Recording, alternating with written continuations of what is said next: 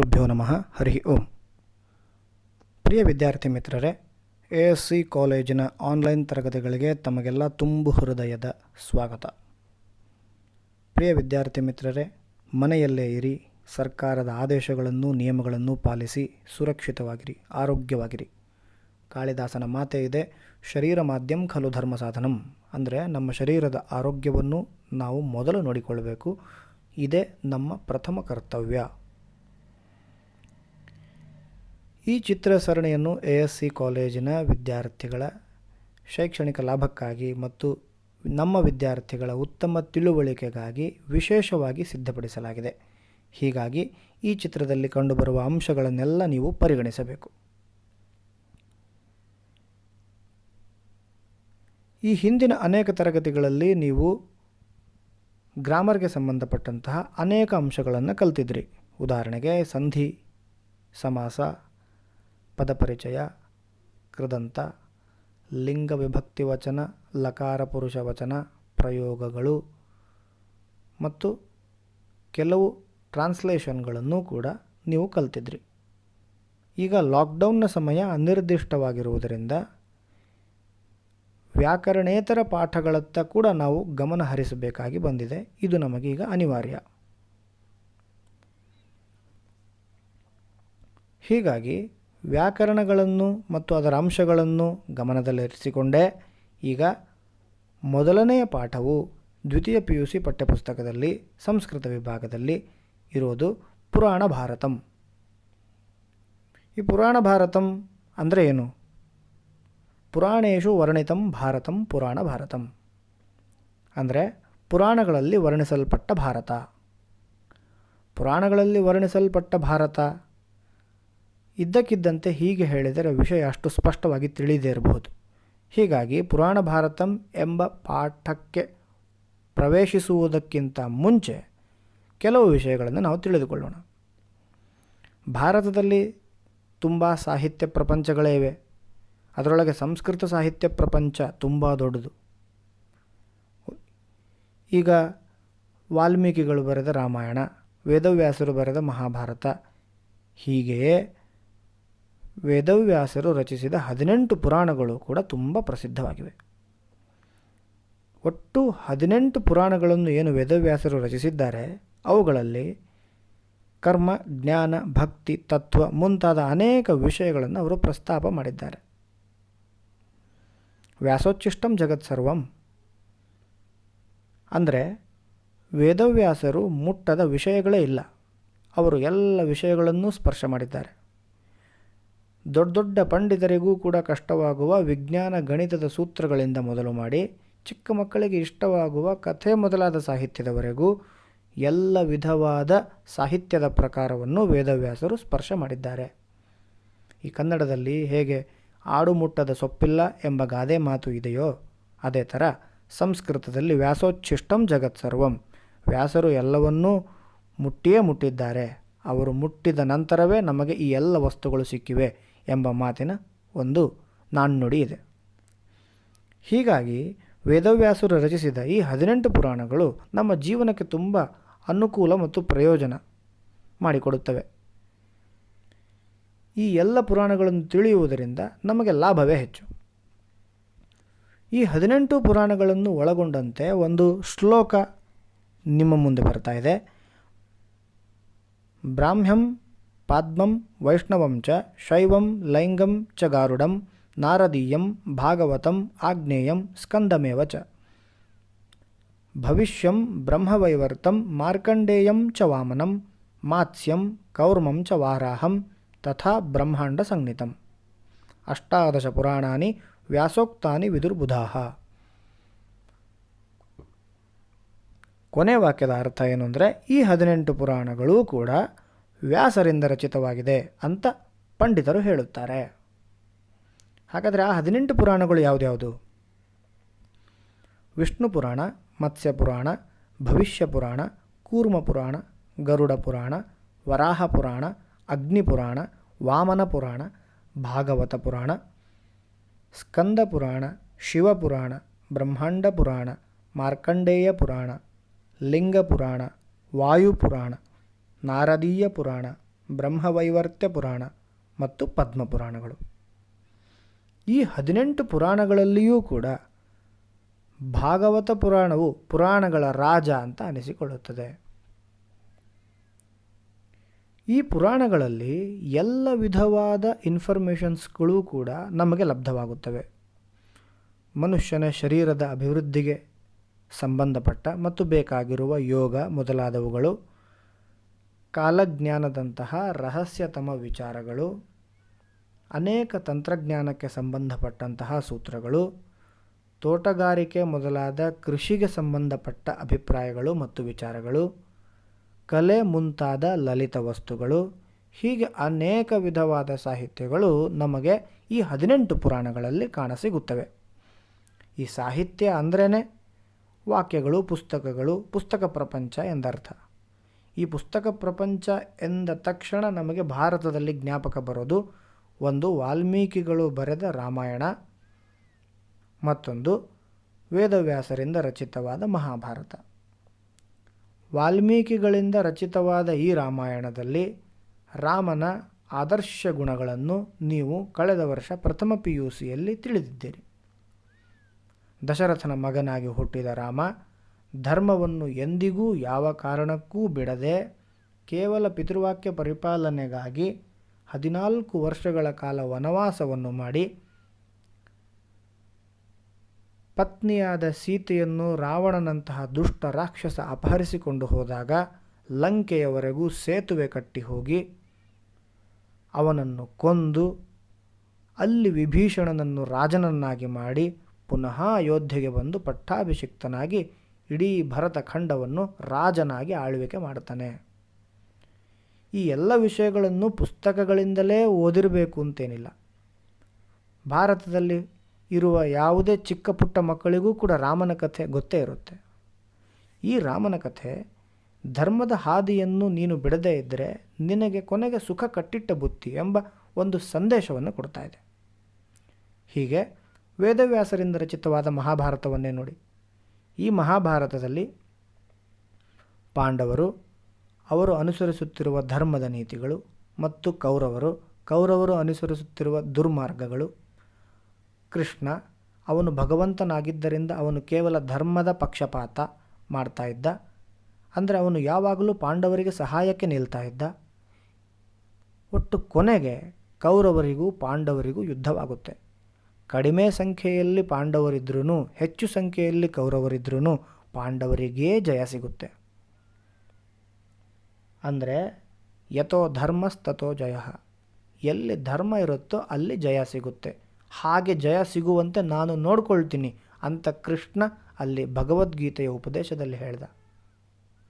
ಧರ್ಮೋ ರಕ್ಷತಿ ರಕ್ಷಿತಃ, ಧರ್ಮವನ್ನು ನೀವು ರಕ್ಷಿಸಿದರೆ ಧರ್ಮವು ನಿಮ್ಮನ್ನು ರಕ್ಷಿಸುತ್ತದೆ ಎಂಬ ಒಳ್ಳೆಯ ಮಾರ್ಗದರ್ಶಿತನವನ್ನು ಮಹಾಭಾರತವು ನಮಗೆಲ್ಲರಿಗೂ ಸೂಚಿಸುತ್ತದೆ. ಹೇಗೆ ರಾಮಾಯಣ ಮತ್ತು ಮಹಾಭಾರತಗಳು ಭಾರತದ ಪ್ರಸಿದ್ಧ ಸಾಹಿತ್ಯಗಳು, ಹಾಗೆಯೇ ವೇದವ್ಯಾಸರು ರಚಿಸಿದ 18 ಪುರಾಣಗಳು ಕೂಡ ತುಂಬ ಪ್ರಸಿದ್ಧವಾಗಿವೆ. ಈ 18 ಪುರಾಣಗಳಲ್ಲಿ ಹಿಂದೆ ಹೇಳಿದಂತೆ ಕರ್ಮಜ್ಞಾನ, ಭಕ್ತಿ, ತತ್ವ ಮುಂತಾದ ಅನೇಕ ವಿಷಯಗಳು ಪ್ರಸ್ತಾಪಿತವಾಗಿವೆ. ಅದೇ ರೀತಿ ನಮ್ಮ ಪ್ರಾಚೀನ ಭಾರತವನ್ನು ಮತ್ತು ಅನೇಕ ಭಾರತದ ಭೌಗೋಳಿಕ ಅಂಶಗಳನ್ನು ಈ ಅಷ್ಟಾದಶ ಪುರಾಣಗಳಲ್ಲಿ ಕೆಲ ಭಾಗಗಳು ವರ್ಣಿಸುತ್ತವೆ. ಈ ಪುರಾಣ ಭಾರತಂ ಎಂಬ ಪಾಠದಲ್ಲಿ 18 ಪುರಾಣಗಳಲ್ಲೇ ಬರುವ ಬ್ರಹ್ಮಾಂಡ ಪುರಾಣ, ವರಾಹ ಪುರಾಣ, ಮಾರ್ಕಂಡೇಯ ಪುರಾಣ, ಪದ್ಮಪುರಾಣ, ನಾರದೀಯ ಪುರಾಣ, ವಿಷ್ಣು ಧರ್ಮೋತ್ತರ ಪುರಾಣ ಹಾಗೂ ಬ್ರಹ್ಮಪುರಾಣ, ಹೀಗೆ ಈ 7 ಪುರಾಣಗಳಿಂದ ಸಂಗ್ರಹಿಸಿದ ಕೆಲವು ಶ್ಲೋಕಗಳನ್ನು ಕೊಟ್ಟಿದ್ದಾರೆ. ಈ ಶ್ಲೋಕಗಳು ಭಾರತದ ಕೆಲವು ವರ್ಣನೆಗಳನ್ನು ಮಾಡುತ್ತವೆ. ಈ ಭಾರತದ ಭೌಗೋಳಿಕ ವರ್ಣನೆ ಏನಿದೆ, ಈ ವರ್ಣನೆಯು ಎಷ್ಟು ಕರಾರುವಾಕ್ಕಾಗಿದೆ ಎಂದರೆ ವೇದವ್ಯಾಸರೇ ಅದನ್ನು ತಮ್ಮ ಕೈಯಲ್ಲಿ ಹಿಡಿದು ತೂಗಿ ಅಳೆದಿದ್ದಾರೇನೋ ಎಂಬಷ್ಟು ನಿಖರವಾಗಿ ಈ ಪುರಾಣಗಳು ನಮಗೆ ಬೋಧಿಸುತ್ತವೆ. ಆದರೆ ಒಂದು ವಿಷಯವನ್ನು ನೀವಿಲ್ಲಿ ಸರಿಯಾಗಿ ಗಮನಿಸಬೇಕು.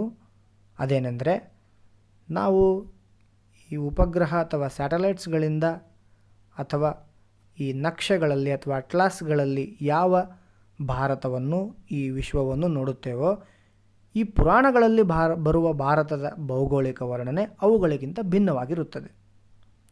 ಏಕೆಂದರೆ ಇದು ಕೇವಲ ಭೌತಿಕವಾಗಿ ಏನು ಕಾಣುತ್ತದೋ ಅದನ್ನು ಹೇಳದೆ ಆಧ್ಯಾತ್ಮಿಕವಾಗಿ ಯೌಗಿಕವಾಗಿಯೂ ಇರುವ ಭಾರತದ ವರ್ಣನೆಯನ್ನು, ಅದರ ಭೌಗೋಳಿಕ ವಿಸ್ತಾರದ ವರ್ಣನೆಯನ್ನು ಮಾಡ್ತಾ ಇರೋದರಿಂದ ಈಗ ಇದು ನಮಗೆ ಗೊತ್ತಾಗೋದಿಲ್ಲ. ಉದಾಹರಣೆಗೆ ಯೋಗದಲ್ಲಿ ಷಟ್ಚಕ್ರ ಯೋಗಾನುಸಂಧಾನ ಎಂಬ ಮಾತು ಬರುತ್ತೆ. ಅಂದರೆ ತಲೆ, ಕುತ್ತಿಗೆ, ಹೃದಯ, ನಾಭಿ ಮತ್ತು ಗುದಗಳಲ್ಲಿ 6 ಚಕ್ರಗಳು ನಿಯಮೇನ ಇದ್ದು ಅವುಗಳು ಸತತವಾಗಿ ಪ್ರದಕ್ಷಿಣೆಯ ಆಕಾರದಲ್ಲಿ ತಿರುಗುತ್ತಿರುತ್ತವೆ ಅಂತ ಹೇಳ್ತಾರೆ. ಆದರೆ ಅವುಗಳು ಯಾವುದೇ ಸ್ಕ್ಯಾನಿಂಗ್ ಎಕ್ಸ್ರೇಗಳ ಮೂಲಕ ಕಣ್ಣಿಗೆ ಕಾಣಲಿಕ್ಕೆ ಸಿಗುವುದಿಲ್ಲ. ಆದರೆ ಅವುಗಳನ್ನು ನಾವು ಫೀಲ್ ಮಾಡಬಹುದು. ಅದೇ ಥರ ಈ ಪುರಾಣಗಳಲ್ಲಿ ಬರುವ ಭಾರತದ ಭೌಗೋಳಿಕ ವರ್ಣನೆಯೂ ಕೂಡ, ಜಿಯೋಗ್ರಫಿಕಲ್ ಎಕ್ಸ್ಪ್ಲನೇಷನ್ ಏನಿದೆ, ಇದು ಕಣ್ಣಿಗೆ ಕಾಣುವಂತಹ ವಿಷಯವಲ್ಲ. ಇದರಲ್ಲಿ ಯೌಗಿಕ ವಿಷಯಗಳು ಮತ್ತು ಆಧ್ಯಾತ್ಮಿಕ ವಿಷಯಗಳು ಒಳಗೊಂಡಿರೋದರಿಂದ ಇವುಗಳನ್ನು ನಾವು ಪ್ರತ್ಯೇಕವಾಗಿ ಪರಿಗಣಿಸಬೇಕಾಗುತ್ತದೆ. ಈ ವಿಷಯವನ್ನು ವಿದ್ಯಾರ್ಥಿಗಳು ತಲೆಯಲ್ಲಿ ಇಟ್ಟುಕೊಂಡಿರಬೇಕು. ಈ ಭಾರತವನ್ನು ಎಲ್ಲ ಪುರಾಣಗಳು ಕೂಡ ಯೋಗ ಭೂಮಿ ಎಂದು ಕರೆಯುತ್ತವೆ. ಅಂದರೆ ಇದು ಯೋಗಕ್ಕಾಗಿಯೇ ಇರುವ ಭೂಮಿ. ಇಲ್ಲಿ ಇದು ಯೋಗಿಗಳ ತವರೂರು. ಇಲ್ಲಿ ಯೋಗಿಗಳು ನೆಲೆಸುವ ಪ್ರದೇಶಗಳಿವೆ. ಆದ್ದರಿಂದ ಇದನ್ನು ಯೋಗ ಭೂಮಿ ಅಂತ ಕರೀತಾರೆ. ಯೋಗ ಭೂಮಿ, ಭೋಗಭೂಮಿ ಎಂದು 2 ವಿಧವಾದ ವಿಭಾಗಗಳನ್ನು ಈ ಪ್ರಪಂಚದಲ್ಲಿ ನಾವು ಕಾಣಸಿಗಬಹುದು. ಯೋಗ ಭೂಮಿ ಎಂದರೆ ಎಲ್ಲವನ್ನು ತೊರೆದು ದೇವರ ಸಾಕ್ಷಾತ್ಕಾರಕ್ಕಾಗಿ ತಪಸ್ಸು ಮಾಡ್ತಾ ಇರುವ ಋಷಿಗಳನ್ನು, ಮುನಿಗಳನ್ನು ನಾವು ಕಾಣ್ತಾ ಇದ್ದರೆ ನಾವು ಯೋಗ ಭೂಮಿಯಲ್ಲಿದ್ದೀವಿ ಅಂತ ಅರ್ಥ. ಎಲ್ಲವನ್ನೂ ಬಿಟ್ಟು ಕೇವಲ ಉಪಭೋಗಕ್ಕಾಗಿ ತಿನ್ನುವ ಐಷಾರಾಮಿ ಜೀವನವನ್ನು ನಡೆಸುವ ಜನರನ್ನೇ ನಾವು ಸುತ್ತಮುತ್ತಲೂ ಕಾಣ್ತಿದ್ದೀವಿ ಅಂದರೆ ಅದು ಭೋಗಭೂಮಿ ಅಂತ ಅರ್ಥ. ನಮ್ಮ ಭಾರತ ದೇಶವು ಯೋಗ ಭೂಮಿ ಎಂದು ಪುರಾಣಗಳಲ್ಲಿ ತುಂಬ ವರ್ಣಿತವಾಗಿದೆ.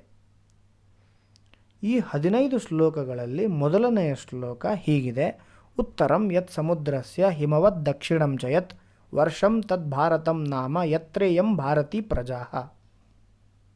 ಅಂದರೆ ಈ ಶ್ಲೋಕದ ಪದಚ್ಛೇದವನ್ನು ಹೇಗೆ ಮಾಡಬೇಕು ಅಂತ ನೋಡೋಣ. ಉತ್ತರಂ ಯತ್ ಸಮುದ್ರಸ್ಯ ಹಿಮವತ್ ದಕ್ಷಿಣಂ ಚ ಯತ್ ವರ್ಷಂ ತತ್ ಭಾರತಂ ನಾಮ ಯತ್ರ ಇಯಂ ಭಾರತೀ ಪ್ರಜಾಃ. ಅಂದರೆ ಸಮುದ್ರಕ್ಕೆ ಉತ್ತರದಲ್ಲಿ, ಹಿಮಾಲಯ ಪರ್ವತಕ್ಕೆ ದಕ್ಷಿಣದಲ್ಲಿ ಇರುವ ಮಧ್ಯದ ಭೂಮಿಯ ಭಾಗವೇನಿದೆ, ಈ ಭೂಭಾಗವನ್ನು ಭಾರತ ದೇಶ ಅಂತ ಕರೀತಾರೆ. ಇಲ್ಲಿ ವಾಸಿಸುವ ಜನರು ಯಾರಿದ್ದಾರೋ ಅವರನ್ನು ಭಾರತೀಯರು ಅಂತ ಕರೀತಾರೆ.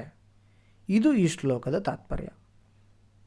ಅಂದರೆ ಇದನ್ನು ಇನ್ನಷ್ಟು ಸುಲಭವಾಗಿ ಹೇಳೋದು ಅಂತಾದರೆ, ಉತ್ತರ ಭಾಗಕ್ಕೆ, ಉತ್ತರ ದಿಕ್ಕಿಗೆ ಹಿಮಾಲಯ ಪರ್ವತ ಶ್ರೇಣಿಗಳಿದ್ದು, ದಕ್ಷಿಣ ಭಾಗಕ್ಕೆ ಹಿಂದೂ ಮಹಾಸಾಗರವಿದ್ದು, ಅದರ ಮಧ್ಯದ ಭೂಭಾಗವನ್ನು ನಾವು ತಾಯಿ ಎಂದು ಆರಾಧಿಸುವ ಭಾರತವು ಒಳಗೊಂಡಿದೆ.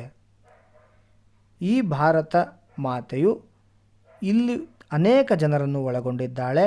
ಆ ಜನರೆಲ್ಲರೂ ಕೂಡ ಭಾರತೀಯರು ಎಂದು ಈ ಶ್ಲೋಕದ ತಾತ್ಪರ್ಯವಾಗಿದೆ. ಈ ಶ್ಲೋಕದ ಅರ್ಥ ಹೀಗಿದೆ: ಸಮುದ್ರಕ್ಕೆ ಉತ್ತರದಲ್ಲಿ, ಹಿಮಾಲಯ ಪರ್ವತಕ್ಕೆ ದಕ್ಷಿಣದಲ್ಲಿ ಇರುವ ಮಧ್ಯದ ಭೂಭಾಗವನ್ನು ಭಾರತ ದೇಶವೆಂದು ಕರೆಯುತ್ತಾರೆ. ಇಲ್ಲಿ ವಾಸಿಸುವ ಜನರನ್ನು ಭಾರತೀಯರು ಎಂದು ಕರೆಯುತ್ತಾರೆ. That country which is to the north of the ocean and south of the Himalayas is named Bharata and the people who live here are ಭಾರತೀಯಾಃ. ಇನ್ನು ಎರಡನೇ ಶ್ಲೋಕ ಹೀಗಿದೆ: ಭರಣಾಚ್ಚ ಪ್ರಜಾನಾಂ ವೈ ಮನುರ್ಭರತ ಉಚ್ಯತೆ ನಿರುಕ್ತ ವಚನಾಚ್ಚೈವಂ ವರ್ಷಂ ತದ್ ಭಾರತಂ ಸ್ಮೃತಂ. ಈ ಶ್ಲೋಕದ ಪದಚ್ಛೇದವನ್ನು ನಾವು ಹೀಗೆ ಮಾಡಬೇಕು: ಭರಣಾತ್ ಚ ಪ್ರಜಾನಾಂ ವೈ ಮನುಃ ಭರತಃ ಉಚ್ಯತೆ ನಿರುಕ್ತವಚನಾತ್ ಚ ಏವಂ ವರ್ಷಂ ತತ್ ಭಾರತಂ ಸ್ಮೃತಂ.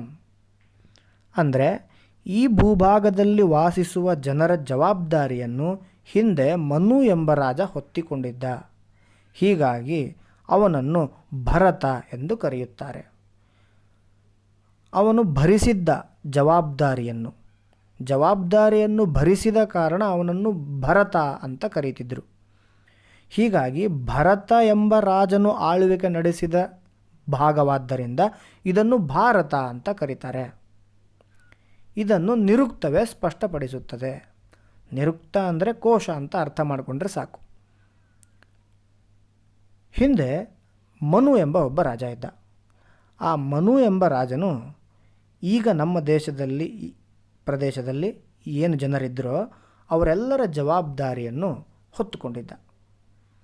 ಹೀಗಾಗಿ ಇವರೆಲ್ಲರ ಜವಾಬ್ದಾರಿಯನ್ನು ಭರಿಸಿದ ಕಾರಣ ಆ ಮನುವಿಗೆ ಇನ್ನೊಂದು ಹೆಸರು ಬಂದಿತ್ತು, ಭರತ ಅಂತ. ಆ ಭರತ ಎಂಬ ರಾಜ ಯಾವ ಭೂಭಾಗವನ್ನು ಶಾಸನ ಮಾಡಿದನೋ ಅದನ್ನೇ ಭಾರತ ಅಂತ ಕರೀತಾರೆ. ಈ ಭಾರತ ಅಂತ ಅವನು ಕರೆಯೋದಕ್ಕೆ ಹೀಗೆ ಕೋಶದ ಸಹಾಯವೂ ಕೂಡ ಒದಗಿ ಬರ್ತಾ ಇದೆ. ಅವನು ಭರಿಸಿದ್ದನಾದ್ದರಿಂದ ಭರತ ಆಳ್ವಿಕೆ ಮಾಡಿದ್ದರಿಂದ ಇದು ಭಾರತ. ಈ ಶ್ಲೋಕದ ಅರ್ಥ ಹೀಗಿದೆ: ಈ ದೇಶದ ಆದಿಪುರುಷನಾದ ಮನುವು ಪ್ರಜಾಪಾಲನೆಯನ್ನು ಮಾಡಿದ್ದರಿಂದ ಅವನಿಗೆ ಭರತನೆಂದು ಹೆಸರು ಬಂದಿತು. ಭರತನು ರಾಜ್ಯಭಾರ ಮಾಡಿದ್ದರಿಂದ ಈ ದೇಶಕ್ಕೆ ಭಾರತ ದೇಶವೆಂಬ ಹೆಸರು ಬಂದಿದೆ. ಭಾರತ ಎಂಬ ಈ ಶಬ್ದದ ಅರ್ಥವನ್ನು ನಿರುಕ್ತ ವಚನವೇ ಸಮರ್ಥಿಸುತ್ತದೆ. As Manu protected his subjects, he was known as Bharata. As Bharata ruled over this country, it was called Bharatavarsha. The etymology of the term also implies this view. ಹೀಗೆ ಮೊದಲನೆಯ ಶ್ಲೋಕವು ಸಮುದ್ರಕ್ಕೆ ಉತ್ತರದಲ್ಲಿ, ಹಿಮಾಲಯ ಪರ್ವತಕ್ಕೆ ದಕ್ಷಿಣದಲ್ಲಿ ಇರುವ ಮಧ್ಯದ ಭೂಭಾಗವನ್ನು ಭಾರತ ದೇಶ ಅಂತ ಕರೆಯುತ್ತೆ. ಈ ಜನರನ್ನು ನಾವು ಭಾರತೀಯರು ಅಂತ ಕರಿತೀವಿ ಅಂತ ವರ್ಣನೆ ಮಾಡಿದರೆ, ಎರಡನೆಯ ಶ್ಲೋಕವು ಹಿಂದೆ ಮನು ಎಂಬ ರಾಜ ಇದ್ದ, ಅವನು ಇಲ್ಲಿರುವ ಜನರ ಜವಾಬ್ದಾರಿಯನ್ನು ವಹಿಸಿಕೊಂಡಿದ್ದ, ಹೀಗಾಗಿ ಅವನನ್ನು ಭರತ ಅಂತ ಕರಿತಾ ಇದ್ದರು. ಆ ಭರತ ಆಳ್ವಿಕೆ ನಡೆಸಿದ ರಾಜ್ಯ ಆದ್ದರಿಂದ ಇದನ್ನು ಭಾರತ ಅಂತ ಕರೀತಾರೆ ಅಂತ ಹೇಳ್ತಾ ಇದೆ. ಹೀಗೆ ಹಿಂದೆ ನೀವು ಕಲಿತ ವ್ಯಾಕರಣಕ್ಕೆ ಸಂಬಂಧಪಟ್ಟ ಅಂಶಗಳನ್ನೂ ಗಮನದಲ್ಲಿಟ್ಟುಕೊಂಡು ಈಗ ಪುರಾಣ ಭಾರತಂ ಎಂಬ ವ್ಯಾಕರಣೇತರ ಪಾಠಗಳತ್ತಲೂ ಕೂಡ ಗಮನ ಹರಿಸ್ತಾ ನಿಮ್ಮ ಶೈಕ್ಷಣಿಕ ಪ್ರಯಾಣವನ್ನು ಮುಂದುವರೆಸಬೇಕಾಗಿ ವಿನಂತಿ. ಇನ್ನು